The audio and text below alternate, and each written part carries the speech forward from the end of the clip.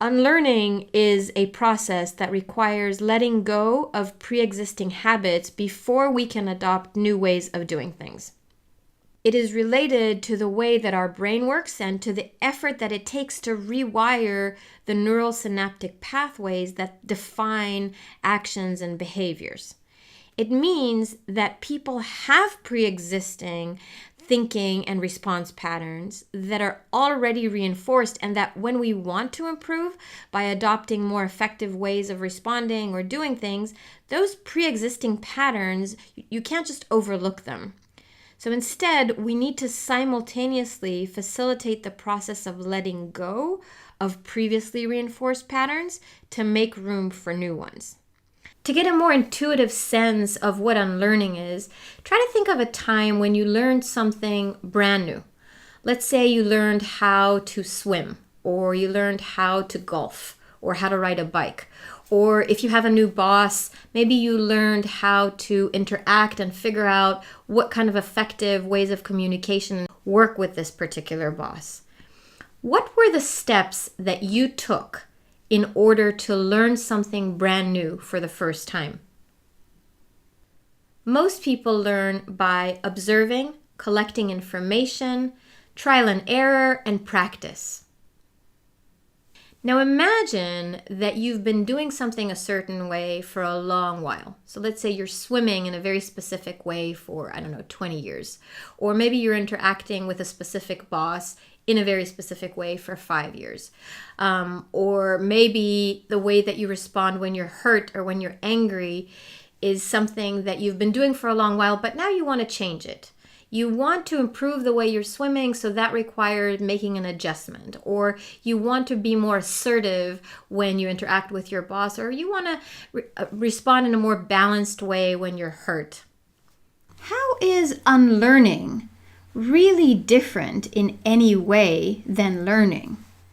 The main difference between unlearning and learning is that with unlearning, there are pre-existing patterns that, unless you manage letting go of, are going to actually interrupt with your ability to adopt new patterns. When we want to improve, adopting new behaviors, skills, or abilities literally requires us to create new synaptic pathways in the brain. Now, if there isn't already in place a competing neurosynaptic pathway, or if the change that we're trying to make only requires a small adjustment, the change is not going to be that hard. But if there is already an existing synaptic pathway that is there, or if we've been practicing something for a really long time, so it had a long time to be reinforced and strengthened, the change itself, the rewiring itself, is going to make change more difficult.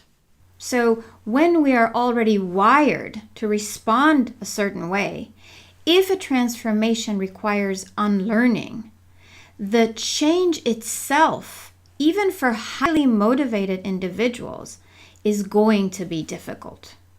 There's a specific sequence of stages that the brain needs to go through in order to complete an unlearning, relearning process.